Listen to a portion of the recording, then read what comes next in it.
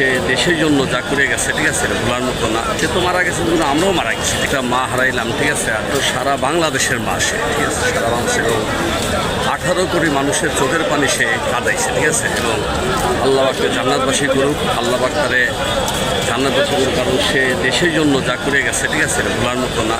এবং আসলে প্রতিটা লোকই আমাদের একটা আশা ছিল, আল্লাহ নিয়ে গেছে, কিন্তু একটা আশা ছিল যে আমাদের সামনে নির্বাচনটা পুরো সে দেখে যাক, ঠিক আছে, দেখে এটাই আমাদের একটা আশা, কিন্তু সেটা হলো না। দুর্ভাগ্য আমাদের চলে গেছে, আল্লাহ নিয়ে গেছেন।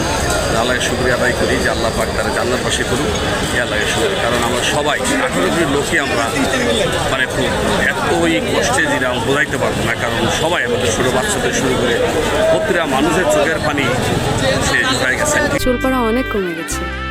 থ্যাংক ইউ মা। চুলের ভিটামিন জুই মাল্টিভিটামিন কোকোনাট অয়েল। কারণ সে দেশের জন্য যা করে গেছে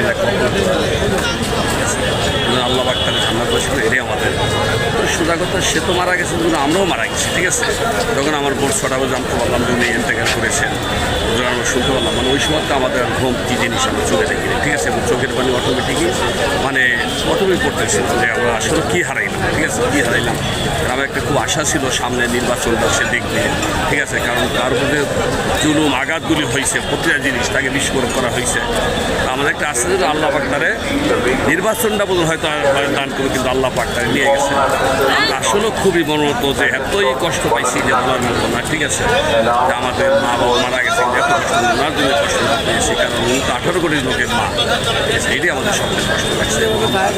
আসলে এখনও অসুস্থ কি আমরা বুঝি নাই, ঠিক আছে।